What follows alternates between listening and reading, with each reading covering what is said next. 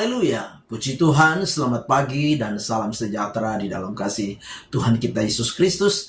Pagi yang baik ini mari kita menyediakan hati dan diri kita untuk bersama-sama kita mendengarkan firman Tuhan. Mari kita berdoa.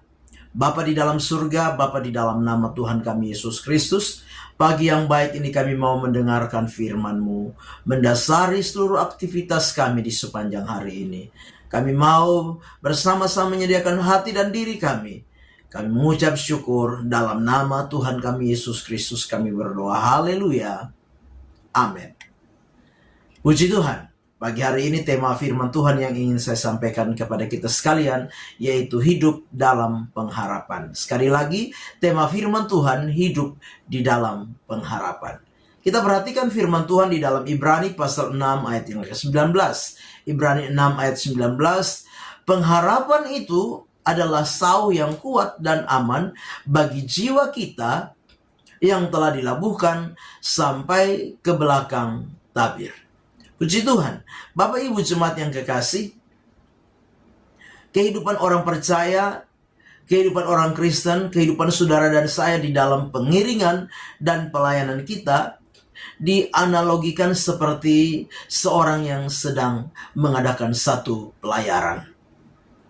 Nah, kita yang sedang mengadakan satu pelayaran, kita harus menyadari bahwa di dalam sebuah pelayaran pasti ada angin, pasti ada badai, pasti ada gelombang, ya, yang akan dihadapi dalam sebuah pelayaran. Nah, itu sebabnya dalam firman Tuhan pagi hari ini, sebuah analogi yang disampaikan kepada kita tentang pengharapan di dalam perjalanan iman kita, kekristenan kita, di dalam pengiringan kita kepada Tuhan sampai kepada tujuan. Yang tentunya tujuan itu adalah surga. Tentunya bukan hal yang mudah, bukan hal yang gampang menjalani kehidupan kekristenan, menjalani kehidupan iman, menjalani pengiringan dan pelayanan kita kepada Tuhan. Jangan pernah berpikir bahwa dalam perjalanan kekristenan, dalam perjalanan kehidupan iman kita tidak akan pernah mengalami yang namanya badai, kita tidak akan pernah mengalami yang namanya gelombang, kita tidak akan pernah menghadapi arus-arus dunia ini. Tidak demikian. Nah, kita harus menyadari hal itu. Itu sebabnya di dalam kehidupan kita sebagai orang-orang yang percaya, bagaimana seharusnya kita hidup di dalam pengharapan. Nah, hal yang pertama yang harus kita pahami bersama-sama, yang pertama yaitu jadikan Tuhan sebagai pengharapan satu-satunya di dalam hidup kita. Sekali lagi, yang pertama, jadikan Tuhan sebagai satu-satunya pengharapan di dalam hidup kita. Sebab dikatakan dengan jelas, pengharapan itu adalah sauh yang kuat dan aman bagi jiwa. Nah, Bapak Ibu jemaat yang kekasih, kalau kita hanya berharap kepada segala keadaan di dalam dunia ini, ingat bahwa pengharapan di dalam dunia ini sifatnya sementara. Pengharapan di dalam dunia ini sifatnya semu, sifatnya fana. Pengharapan di dalam dunia ini mudah berubah. Itu sebabnya jangan menaruh pengharapan kita kepada sesuatu yang ada di dalam dunia ini.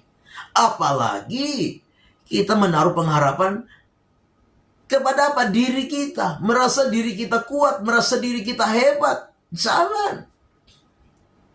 Mari kita mau menjadikan Tuhan satu-satunya pengharapan yang kuat, satu-satunya pengharapan yang kokoh, teguh. Bagi apa? Bagi jiwa kita. Pengharapan di dalam Tuhan. Dan Tuhan adalah pengharapan satu-satunya yang akan memberikan kita memberikan kita kekuatan, memberikan kita keamanan bagi jiwa kita. Bapak Ibu jemaat yang kekasih, sebagai orang-orang yang percaya kepada Tuhan, menjalani kehidupan iman kita, menjalani kehidupan kekristenan kita sampai kepada tujuan, yaitu surga. Mari kita harus belajar dan menyadari, pasti ada badai, pasti ada gelombang, pasti ada angin.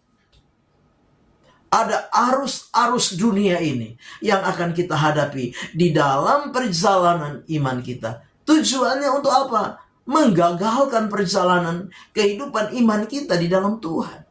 Tujuannya untuk apa? Membuat kita tidak lagi fokus kepada apa tujuan yang sesungguhnya, yaitu surga. Tapi sebagai orang-orang yang percaya kepada Tuhan pagi hari ini lewat firman Tuhan, saya mengajak kita sekalian untuk apa? Menjadikan Yesus satu-satunya sumber pengharapan. Karena di dalam Yesus, yakinlah, ada kekuatan yang apa? Yang akan diberikan kepada kita. Sehingga kita akan menjadi kuat. Kita akan tetap aman sekalipun ada badai, ada gelombang, ada arus yang kita hadapi dalam perjalanan kehidupan iman kita sampai kepada tujuan surga di dalam iman kita bersama-sama. Bapak Ibu jemaat yang kekasih, Kolose pasal yang pertama ayat 27. Kolose 1 ayat 27 berkata, kepada mereka Allah mau memberitahukan betapa kaya dan mulianya rahasia itu di antara bangsa-bangsa lain, yaitu Kristus ada di tengah-tengah kamu. Kristus yang adalah pengharapan akan kemuliaan. Kristus ada di tengah-tengah kamu. Kristus ada di tengah-tengah kita sebagai apa? Pengharapan yang kuat. Seperti apa? Sau yang kuat dan aman bagi jiwa kita. Dia adalah pengharapan kemuliaan. Itu sebabnya Bapak Ibu jemaat yang kekasih, jadikan Yesus satu-satunya sumber pengharapan yang sejati di dalam hidup kita. Yang kedua, bagaimana supaya kita bisa dapat hidup di dalam pengharapan? Yang kedua, jadikan janji Tuhan sebagai apa? Sebagai dasar pengharapan kita. Yang kedua, jadikan janji Tuhan sebagai dasar pengharapan kita. Dengan jelas di dalam Ibrani 6 ayat 17 dan 18, di sana dikatakan, karena itu untuk lebih meyakinkan mereka yang berhak menerima janji itu akan kepastian putusannya, Allah telah mengikatkan dirinya dengan sumpah. Ayat 18, supaya oleh dua kenyataan yang tidak berubah-ubah tentang mana Allah tidak mungkin berdusta, kita yang mencari perlindungan beroleh dorongan yang kuat untuk menjangkau pengharapan yang terletak di depan kita. Jadi jadikan apa? Janji Tuhan sebagai dasar pengharapan. Janji Tuhan kenapa? Karena Tuhan itu bersumpah. Bersumpah apa? Kepada dirinya. Bahwa apa? Janjinya tidak mungkin berubah. Kita apa? Yakin bahwa setiap kita yang berhak menerima janji itu, dapat menerima janji itu. Karena apa? Tuhan tidak mungkin berdusta dan tidak akan pernah berdusta. Di dalam apa? Di dalam Dia berjanji kepada saudara dan saya. Bapak Ibu jemaat yang kekasih di dalam Tuhan kita Yesus Kristus, Tuhan dapat dipercaya dengan janjinya sebagai dasar pengharapan kita. Dia yang sudah berjanji, mengikatkan dirinya dengan janji itu. Dengan apa? Sumpahnya. Itu sebabnya yakinlah di dalam diri kita masing-masing. Jadikan dasar pengharapan kita itu janji Tuhan. Dan tentu janji Tuhan itu adalah apa? Firman Tuhan itu sendiri. Tuhan tidak mungkin berubah. Kalau Dia berjanji, Dia akan menggenapi. Itu sebabnya yakinlah di dalam hidup ini. Dalam perjalanan ini tidak mungkin kita tidak akan menghadapi badai. Tidak mungkin kita tidak akan menghadapi gelombang. Tidak mungkin kita tidak akan menghadapi yang namanya arus-arus yang berupaya menghalangi kita untuk sampai kepada tujuan dari pengharapan kita. Tapi mari jadikan janji Tuhan sebagai dasar pengharapan di dalam hidup kita.